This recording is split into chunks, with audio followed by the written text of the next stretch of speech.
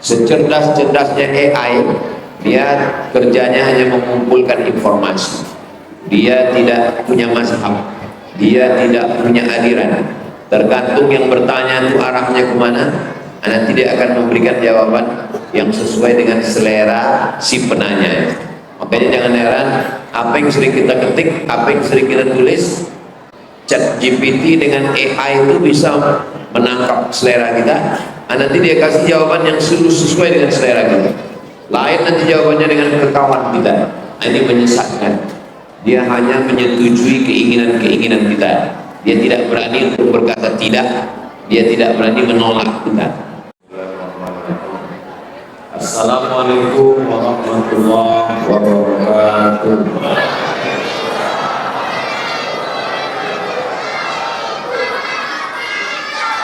Alhamdulillah, wassalatu wassalamu ala rasulillah Sayyidina Maulana Muhammad bin Abdullah wa ala alihi wa sahbihi wa man tabi'ahu wa wala.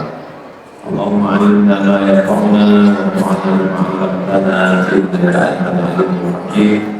Rabbi shrah li sadri wa yassir li amri wa hlul 'uqdatam min lisani yafqahu qawli. Yang sama kita hormati dan tergantung ini mama, alim ulama, alim pandai, tokoh masyarakat, Yayasan Setia Akidah, Yayasan Dakwah Umat, hadirin hadirat, Bapak Ibu, adik-adik, semua yang hadir, mudah-mudahan kita semua dimuliakan Allah Subhanahu wa Ta'ala. Amin ya rabbal alamin. Tema kita malam ini, hijrah itu bukan sekedar ucapan. Hijrah itu jalan juang, bukan sekedar ucapan yang gampang. Malam ini akan kita bahas 5 perjuangan. Yang pertama, hijrah adalah perjuangan dari makan haram kepada makan yang halal. Kenapa makan dulu kita bahas? Karena dari makan ini akan menjadi darah. Darah ini masuk ke dalam jantung. Dari jantung nanti naik dia ke otak. Dari otak dia mengalir ke mata. Dari otak mengalir ke telinga. Dari otak mengalir ke mulut. Jadi kalau orang makanannya baik, maka insya Allah dia menjadi baik. Ini hijrah yang pertama, perjuangan mencari makan halal. Saya yakin anak-anak muda malam ini bisa hadir, ini karena ayah ibunya memberi makanan yang halal. Amin.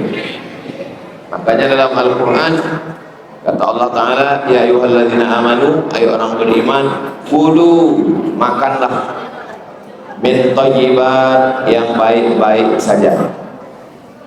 Orang yang tidak makan baik, maka susah dia untuk berkata baik, susah untuk berpikir baik.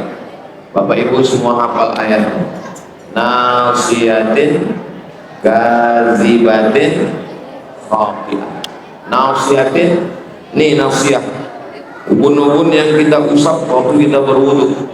Nasiyatin, kazibatin, pembohong, khati'atin, pelaku dosa.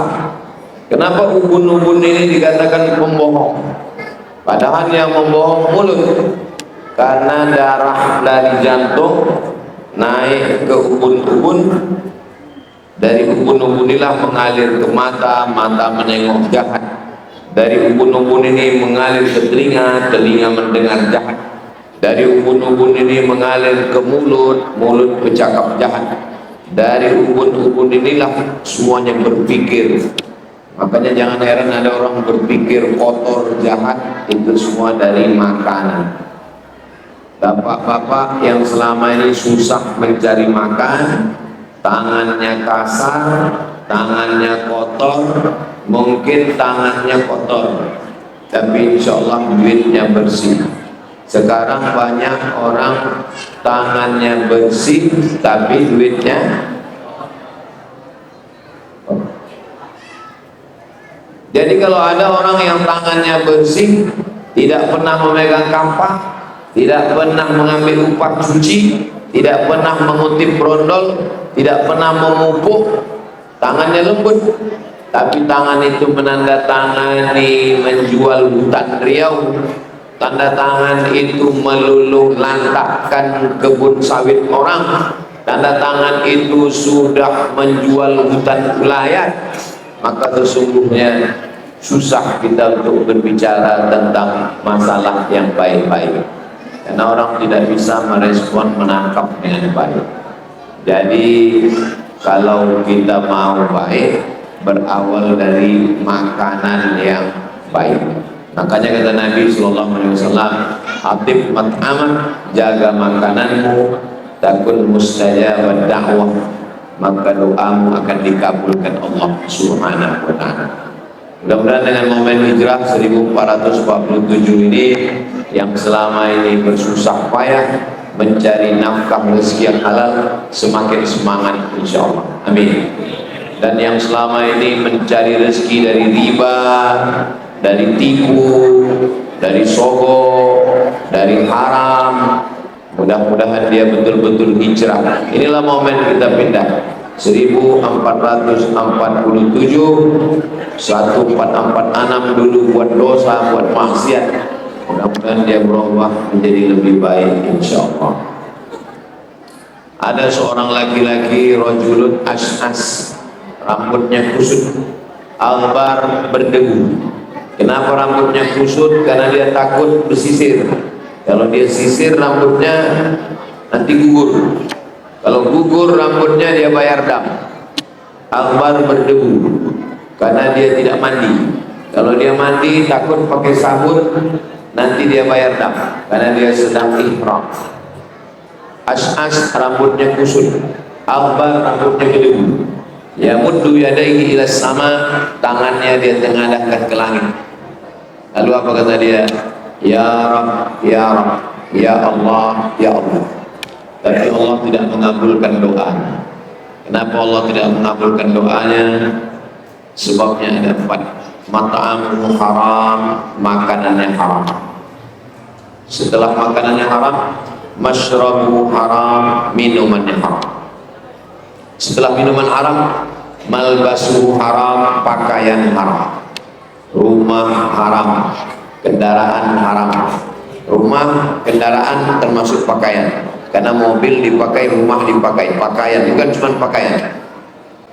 Dan yang paling menyedihkan adalah wa ghudhiya bil haram. Anak istri yang baik-baik yang tak tahu apa-apa dikasih makanan haram. Jadi hijrah pertama adalah perjuangan mencari makan yang haram. Jangan sampai anak bini dikasih makan haram. Ini hijrahnya pertama. Saya akan bahas perjuangan ini 5. Yang kedua, setelah kita berhasil pindah dari makan yang jelek, yang buruk tadi, mulailah dia mengaji. Hijrah dari tidak mengaji menjadi mengaji. Jadi malam ini kita semua, saya di Masjid Raya Ratak Bulu ini sudah beberapa kali, dan malam ini kita masih tetap mengaji dari yang tidak baik. Selama ini ngobrol, bicara, lalu kemudian kita bicara yang baik. Mengaji yang pertama yang paling penting adalah akidah ahli sunnah wal jamaah, wujud, tidak, baqa, mukhalafatul hawadis, yang binafsihi, wahdaniyah, qudrat, iradat, ilmun, ayat, sama, basar, kalam. Ini akidah. Jadi masjid kita ini paling tidak dalam satu pekan itu mengkaji 3. Yang pertama kajian akidah, yang kedua kajian ibadah, fikih, fikih sholat, fikih zakat, fikih puasa, fikih haji, fikih umroh, fikih jual beli, gadai menggadai, pinjam meminjam, syarat, rukun, sunat, makruh, mubah, hanya dikaji tentang fikih. Yang ketiga adalah tentang akhlak, bagaimana orang berakhlak dengan baik, bagaimana orang bersopan santun, bagaimana membersihkan hati dari hasad, dengki, dendam, busuk hati. Setelah hati tadi bersih, diisi dengan ridho, qanaah, tawakal, zikir, dan semua. Jadi hijrah dari duduk-duduk hanya sekedar mengisi waktu kosong, hijrah kepada mengaji. Kalau masjid kita sudah ada pengajiannya rutin, alhamdulillah. Kalau masjid kita belum ada pengajian rutin, kita minta kerjasama antara Yayasan Setia Aqidah bekerjasama dengan Yayasan Tabung Wakaf Rumah. Nanti Ustaz Arnab akan mengirimkan ustadz-ustadz kita dalam satu pekan mengaji 3 malam, mengaji akidah, mengaji fikih, dan mengaji akhlak. Kira-kira kalau dibuat pengajian 3 malam dalam sepekan, siap atau tidak? Insya Allah. Ini mengaji ini juga perlu perjuangan. Kita minta supaya anak-anak mudanya pelatihan kursus multimedia. Jadi ada yang bertugas sebagai kameramen, nanti ada yang bertugas sebagai tim editor, diedit, habis itu baru diupload. Shooting, editing, uploading. Shooting yang mengambil gambar, berarti masjid mesti punya tidak hanya sekedar sajadah, tidak hanya sekedar punya AC, kipas, tapi juga punya kamera yang bagus. Lalu kemudian setelah itu sumber daya anak-anak mudanya mengedit video. Setelah diedit baru diupload di channel Masjid Raya Tratah Bulung channel. Sudah ada channelnya atau belum? Alhamdulillah. Jadi semua pengajian di masjid kita ini bisa ditonton ulang.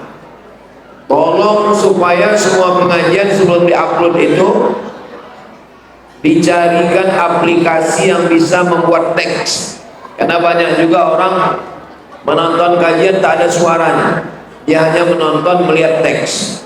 Jadi 3, ada orang hobi hanya melihat gambar, ada orang hanya membaca teks, ada yang mendengar. Ada yang hobinya tidak menengok gambar, tapi dia mendengar sambil naik motor, sambil bawa mobil, dia mendengar. Yang di rumah sambil masak. Jadi semuanya ada segmennya. Bagi yang suka nengok gambar, siapkan video yang bagus. Bagi yang tidak mau nengok gambar, dia hanya menengok teks, buatkan teks.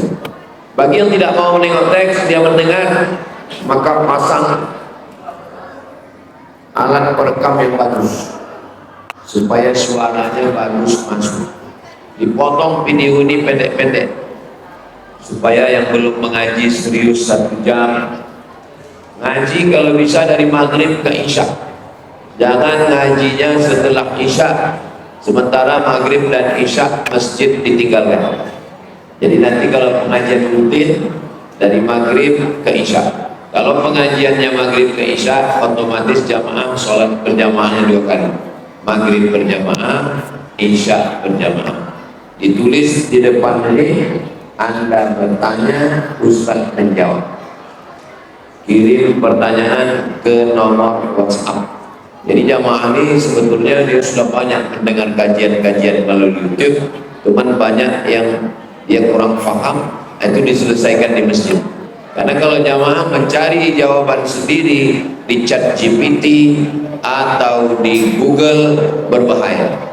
Karena Google itu bukan manusia, ChatGPT juga bukan orang. Dia tidak bisa mengajar kita, dia hanya sekedar mengumpulkan informasi. Secerdas-cerdasnya AI, dia kerjanya hanya mengumpulkan informasi. Dia tidak punya mazhab, dia tidak punya aliran. Tergantung yang bertanya itu arahnya kemana, nanti dia akan memberikan jawaban yang sesuai dengan selera si penanya. Makanya jangan heran, apa yang sering kita ketik, apa yang sering kita tulis, ChatGPT dengan AI itu bisa menangkap selera kita. Nanti dia kasih jawaban yang sesuai dengan selera kita. Lain nanti jawabannya dengan kekawan kita. Ini menyesatkan. Dia hanya menyetujui keinginan-keinginan kita. Dia tidak berani untuk berkata tidak. Dia tidak berani menolak kita. Jadi mesti berguru memang. Maka Al-Quran dikatakan Fas'alu ahla dzikri, tanya orang yang tahu, in kuntum la ta'lamun. Ngaji tak usah panjang-panjang, dari maghrib ke isya. Sholat maghrib dapat, dari maghrib ke isya kosong, habis isya yang tak ada pertanyaan pulang, yang ada yang mau ditanyakan buka sesi tanya jawab, dan semua kertas-kertas yang masuk itu dijawab. Yang tidak cukup di masjid disimpan, dimasukkan ke dalam channel sehingga orang bisa tonton. Jangan buatkan satu video panjang. Orang kita malas nonton panjang-panjang. Video tanya jawab yang panjang itu potong pendek-pendek. Apa nanti buat 1 menit, 2 menit, 3 menit, upload di semua sosial media. Jadi masjid kita punya FB, punya IG, punya TikTok, punya Twitter, punya grup WhatsApp. 5 ini jangan sampai hilang. FB, IG, TikTok, Instagram, dan grup-grup WhatsApp. Jadi setiap jamaah itu dicatat nomornya, diinventarisir, barulah kita bisa perjuangan dari mengaji yang tidak penting, membahas yang tidak penting kepada yang betul-betul mengaji. Ini perjuangan yang kedua. Perjuangan yang ketiga, pertama makanan. Kenapa Ustaz bahas dulu makanan? Malasnya mengaji itu berasal dari makan. Hilangnya semangat untuk ngaji itu semua berawal dari makanan. Pokok pangkal penyakit kita di dunia ini makanan. Makanya kata ahli hikmah, al-ma'idatu baitu kulli da'. Lambung itu adalah sarangnya segala penyakit. Penyakit badan berasal dari lambung, dan penyakit batin pun juga berasal dari lambung. Dan penyakit mata, penyakit telinga, penyakit hati, penyakit pikiran pun itu semua berasal dari lambung. Jadi kalau lambungnya bersih, makanannya bersih, badannya sehat, hatinya bersih, otaknya bersih, cakapnya bersih, mudah untuk ngaji. Jadi jangan hanya sekedar mengaji tapi makan masih halal haram. Yang ketiga, setelah berjuang meninggalkan makanan haram, berjuang untuk ngaji, yang ketiga adalah berjuang untuk beramal. Nah, setelah mengaji, untuk beramal, bangun malam, tahajud, itu penuh perjuangan. Dari mulai tidur cepat, jam 10, jam 11 sudah tidur, lalu menyetel jam weker, setelah itu baru bangun malam. Awali dari malam ini, jangan tunda besok pagi. Bangun malam, sholat sunat wudhu. Setelah sholat sunat wudhu, sholat sunat taubat. Setelah sholat sunat taubat, sholat sunat tahajud. Setelah sholat sunat tahajud, barulah sholat sunat hajat. Hajat anak, hajat istri, hajat saudara yang sakit, hajat yayasan, hajat jamaah, hajat pondok, semua. Setelah itu baru ditutup dengan sholat witir. Usahakan bangun 1 jam sebelum azan subuh. Jadi kalau azan subuh kita di Riau jam 5, jam 4 itu sudah bangun, lalu kemudian sholat sunat tadi. Setelah itu masih ada waktu menunggu azan subuh, berzikir. Zikirnya diutamakan 3. Yang pertama istighfar, yang kedua sholawat, yang ketiga afdalu dzikri fa'lam annahu la ilaha illallah. Ini 3 zikir. Ini kalau diamalkan, ini sholat sunat, berzikir, itu tak lama sesudah itu terdengarlah tarhim, lalu kemudian sholat subuh. Paksa-paksakan untuk datang ke masjid, paksa-paksakan untuk sholat di awal waktu, paksa-paksakan untuk datang sholat berjamaah. Karena yang namanya ilmu ini banyak. Kalau sekedar ilmu, maka orientalis, orang kafir, orang barat yang belajar Islam banyak ilmunya, tapi dia tak ada amal. Maka dalam Islam ini diajarkan kabura maqtan indallah, murka yang paling besar adalah antaqulu ma la taf'alun. Kamu hanya menuntut ilmu, hanya bicara tapi tidak mengamalkan. Paksa-paksakan puasa sunat. Kami kemarin kebetulan Saya di rumah hari Selasa, Rabu, Kamis. Selasa, Rabu, Kamis di rumah. Hari Jumat, Sabtu, Ahad, Senin keluar. Kecuali pekan kedua. Nah, ini pekan kedua, ini jatah Yayasan Tabung Wakaf Umat. Itulah pekan kedua itu program kita namanya 20 jam. 20 jam berawal dari pagi tadi, pagi Jumat, sholat Jumat, sore Jumat, malam Sabtu, sampai besok pagi dan besok siang. Nah, ini masih dalam program 20 jam. Adapun pekan ketiga, keempat, pertama itu saya di luar. Hari Jumat, hari Sabtu, hari Ahad, hari Senin di luar kota. Satu provinsi dapat jatah satu kali. Sumatera Utara satu kali, Sumatera Barat satu kali, Sumatera Selatan satu kali, Kepulauan Riau satu kali, Kalimantan satu kali, Sulawesi satu kali, Papua satu kali. Nanti di akhir Juli ini Jumat depan kita ke Pulau Madura, kemudian Jumat akhir Juli itu ke Jambi. Nah, jadi semuanya cuma dapat jatah hanya satu kali, dipadatkan semua jadwal itu menjadi 4 hari. Jadi kalau kebetulan puasa sunat yang tidak boleh ditinggalkan sama sekali, yaitu puasa sunat Arafah dengan puasa sunat Muharram, Ashura. Walaupun musafir, tapi ini sunat, memang ini sunat, dilaksanakan baik, tidak dilaksanakan tidak ada dosa. Tapi saya orang yang ceramah, saya yang menyuruh orang, yang mengajak orang. Kalau saya sendiri mengajak, saya tidak mengamalkan, ada rasa di dalam lubuk hati itu macam tak betul yang saya lakukan. Saya menyuruh orang puasa, tapi saya sendiri tak puasa. Jadi kalau ada orang mengatakan, kenapa lah Ustaz puasa? Ustaz musafir, memang betul. Tapi kalau tidak, terasa dia seperti melawan di dalam. Tak sesuai antara ucapan dengan perbuatan. Jadi mesti ada perjuangan. Berjuang sholat berjamaah, berjuang. Tadi Ustaz kami tidak tengok ada sholat berjamaah di sini. Saya dibawa tadi ke rumah ibu yayasan dan sampai di dalam ada muazzin, kita sholat isya berjamaah. Pilihannya antara dua, makanan sudah terhidang atau sholat isya. Ini kalau makan kita dulu nanti gawat. Nah, maka saya pilih kita sholat isya dulu berjamaah. Habis sholat isya berjamaah, sudah pulang, sudah lapang, barulah kita lanjutkan acara-acara berikutnya. Nah, ini berawal dari apa kata pepatah kita, alam bisa karena biasa. Jadi kalau kita biasakan, berawal dari keterpaksaan. Semua berawal dari keterpaksaan.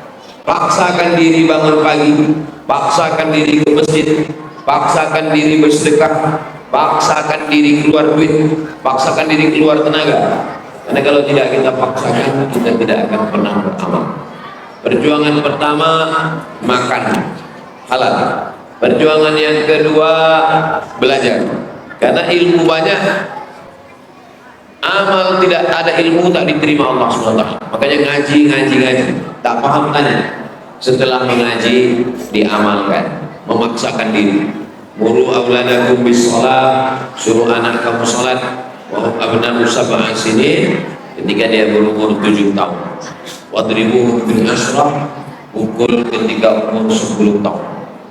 Nah, jadi anak itu memang di awal dari pukul, tapi pukulnya darbun ghairu mubarrih. Jangan sampai pukulnya luka, jangan sampai pada alat vital, jangan sampai hilang anggota tubuhnya, hanya sekedar memberikan efek jerah. Nah, ini dia yang ketiga. Berikutnya yang keempat, perjuangan melawan cinta harta kepada sedekah. Ini lebih berat lagi. Banyak orang mampu melawan mengantuk, banyak melawan sibuk, banyak, tapi melawan bakhil, wa tuhibbunal mala hubban jamma, kamu cinta kepada harta secinta-cinta. Bakhil, pelit, kikir, medit, apa lagi? Ada seterusnya. Ini penyakit manusia. Manusia ini selalu berpikir nanti kalau saya sedekah, tapi alhamdulillah masyarakat teratap. Dulu ini dari masjidnya yang megah, yang mewah, lampunya. Dulu masjid ini biasa saja. Setiap saya balik dari Jakarta, pasti lewat di atas nampak. Asal udah nampak masjid Teratak Bulu, ini tak lama lagi akan landing di Sultan Syarif.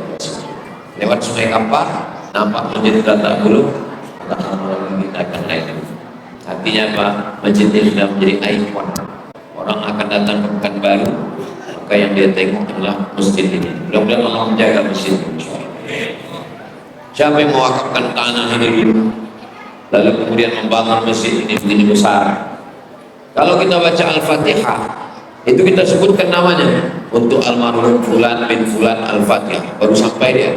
Tapi kalau untuk sedekah, tak apa disebut namanya. Kita selama tadi dari masjid ini, sholat maghrib berjamaah, mengaji sampai ke Isya, sholat Isya berjamaah, pengajian malam ini, maka pahalanya mengalir kepada semua orang yang berwakaf masjid ini, yang berwakaf lantai, berwakaf tanah, berwakaf semen, berwakaf lampu, berwakaf. Mudah-mudahan yang masih hidup diberikan Allah istiqomah iman dan Islam. Yang sudah meninggal dunia dilapangkan Allah kuburnya. Perjuangan yang keempat ini, yang keempat inilah perjuangan yang paling berat. Berjuang mencari makan halal berat, berjuang untuk mengaji berat, berjuang menuntut ilmu berat, berjuang untuk mengamalkan ilmu berat. Tapi di antara semua ini adalah berjuang melawan pelit, melawan bakhil, melawan kikir. Banyak orang mati tidak pernah sempat bersedekah sama sekali. Seumur hidup tak pernah bersedekah, seumur hidup tak pernah berinfak. Kalau pun ada hanya 1.000, 2.000, hanya terpaksa, hanya karena malu kepada orang. Nah inilah makanya dalam Islam itu amal yang paling banyak ini amal harta. 7: infak, zakat, wasiat, hibah. Zakat, wakaf, infak, sedekah, wasiat, hibah, ghanimah. 7 amalan-amalan harta. Makanya umat Islam ini disuruh mencari harta. Dan kebetulan setiap masjid-masjid besar itu pasti dekat dengan pasar. Masjid yang pertama dibangun di Pekanbaru, Masjid Senamplan, itu di depannya pasar, pasar Senamplan, pasar bawah. Masjid kita di Teratak Bulu, itu juga di depannya pasar. Dan Masjid Nabawi itu juga di depannya pasar. Itu menunjukkan masjid tidak boleh lepas dari pasar, dan pasar tidak boleh lepas dari masjid. Makanya orang Islam kalau keluar dari masjid, doanya Allahumma inni as'aluka min fadlik, ya Allah kasih kami rezeki. Jadi kalau ada masjid tak ada pasarnya, itu doa itu cuma kita membacanya. Ada masjid, ada pasar. Keluar dari masjid, Allahumma inni as'aluka min fadlik, aku minta rezekimu ya Allah. Karena di depan masjid langsung pasar. Orang yang berdagang, berjualan, berniaga, dia langsung pasar. Dan khotib Jumat ketika membacakan ayat itu ditujukan untuk orang yang ada di pasar. Wailul lil mutaffifin, celakalah orang yang curang timbangan. Itu dibacakan oleh imam ketika sedang sholat. Wailul lil mutaffifin alladzina idza talu 'alan nasi yastawfun wa idza kaluhum aw wazanuhum yukhsirun. Celakalah orang yang curang timbangan. Ketika dia membeli dia mau minta penuh, ketika dia mau menjual timbangannya curang. Itu sindiran untuk orang yang berniaga. Begitu juga ketika khotib Jumat mengatakan, marilah kita jujur, jangan kita bohong, jangan kita menjual barang yang buruk. Maka hubungan kait, hubungan yang aman sangat terkait. Ketika di kumandangkan azan, hayya 'alas shalah, maka pedagang-pedagang menutup. Kalau kebetulan dia punya istri, istrinya menjaga, karena perempuan tidak wajib sholat ke masjid, suaminya datang ke masjid, setelah itu dia kembali ke tokonya, barulah istrinya sholat. Begitulah hubungan kain antara pasar dengan masjid. Nabi tidak hanya membangun masjid. Ketika Nabi hijrah ke kota Madinah, Nabi bangun Masjid Nabawi dan Nabi membangun pasar Islam. Karena di sana ada pasar orang Yahudi. Pasar Yahudi ada ribanya, pasar Yahudi ada curang timbangannya, pasar Yahudi ada bohongnya, pasar Yahudi ada tipunya. Kain-kain itu digantung. Kain jelek, kain buruk, kain bekas digantung. Lalu kemudian ada batu untuk lempar. Saya beli kain yang dilempar kena batu, lempar. Kemana batu itu jatuh, itulah kain yang dibeli. Kalau kebetulan batunya kena kain yang buruk, berarti yang untung penjual, karena duitnya sama, kainnya buruk. Kalau kebetulan kain yang jatuh kena batu, kain yang bagus, yang beruntung pembeli, karena duitnya sedikit tapi kainnya bagus. Ini judi. Maka ketika Islam datang, yang tiga itu dibuang. Yang pertama rish, tipu. Yang kedua gharar, judi. Yang ketiga zulm, aniaya. Semua transaksi jualan, kalau ada rish, kalau ada gharar, kalau ada zulm, maka jual beli itu haram, tak boleh dilanjutkan. Begitulah Islam datang. Dia tidak hanya mengurus orang tentang meluruskan shaf, tapi dia meluruskan timbangan. Tak bisa kita meninggalkan pasar. Kita hanya urus masjid, pasar kita tinggalkan, diambil orang lain. Maka sesuai dengan doanya, dua-duanya dapat. Rabbana atina fid dunya hasanah. Dunia itu seberang sana itu dunia. Sedangkan ini wa fil akhirati hasanah. Laisa bi khairikum man taraka dunya. Orang yang baik bukan orang yang meninggalkan dunia. Ditinggalkannya pasar, hanya iktikaf di masjid, bukan orang baik. Wala akhiratahu lidunya. Bukan pula orang yang meninggalkan masjid, hanya dunia saja, ditinggalkan masjid, bukan. Liusiba minhuma jami'an, dapat dua-duanya. Fid dunya hasanah wa fil akhirati hasanah wa qina adzabannar. Yang terakhir, yang kelima, perjuangan dari lalai menuju istiqomah. Ini istiqomah, ini perjuangannya luar biasa. Makanya balasannya juga luar biasa. Innal ladzina qalu rabbuna Allah, orang yang mengatakan Rabbu Allah, tsumma istaqamu, kemudian dia istiqomah, tatanazzalu alaihimul malaikah, maka turunlah malaikat sebelum dia mati. Untuk orang yang istiqomah ini dikirimkan oleh malaikat membisikkan ke telinganya, Allah takhafu, jangan kau takut, wala tahzanu, jangan bersedih.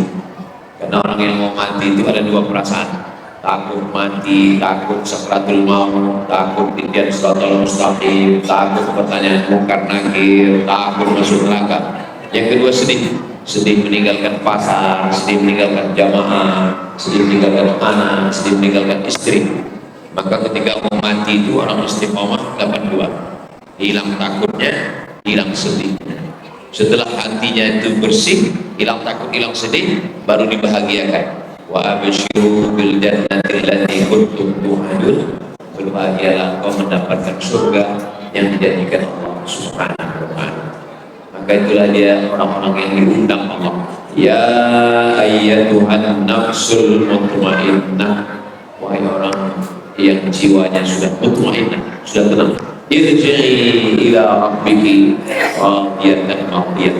Kembalilah engkau kepada Allah dalam keadaan ridha kepada Allah, dan Allah pun meridhai. Fadkhuli fi ibadi, masuklah ke dalam hamba-hamba. Wadkhuli jannati, masuklah ke dalam surga. Jadi kita ini tetap semua yang dilakukan oleh masjid ini dalam rangka istiqomah. Maulid Nabi, Isra Mi'raj, nuzul Quran, halal bihalal, hari raya Kurban, hari raya Idul Fitri, menyambut 1 Muharram, malam nisfu Sya'ban, acara wisuda anak TK, acara khataman anak mengaji, acara melepas jamaah haji, menyambut jamaah haji. Itu semua itu sebetulnya cara supaya istiqomah. Itu tak usah permasalahkan Maulid Nabi, bid'ah Isra Mi'raj, bid'ah nuzul Quran, bid'ah menyambut. Jangan terjebak pada casingnya, namanya saja itu, tapi isinya adalah bagaimana kita supaya istiqomah. Coba kita tengok bagaimana istiqomah dalam satu hari. Subuh, zuhur, asar, maghrib, isya, qabliyah, ba'diyah, baca Quran, zikir, infak, sedekah. Itu menjaga satu hari. Bagaimana menjaga satu minggu? Sholat Jumat, wirid Yasin, baca Quran, pengajian, ngaji akidah, ngaji fikih, ngaji akhlak. Bagaimana menjaga dari waktu ke waktu? Dari maghrib tadi ke isya, dari maghrib ke isya anak-anak ngaji, dari maghrib ke isya mengulang hafalan. Dari isya, sebetulnya dalam Islam habis isya tidur supaya mudah bangun malam. Makruh hukumnya ngomong dunia, ngobrol masalah dunia setelah isya, kecuali berbicara agama. Ini kita malam ini 1 jam berbicara masalah agama. Apa itu hijrah? Kenapa kita hijrah? Dan hijrah itu berapa macam?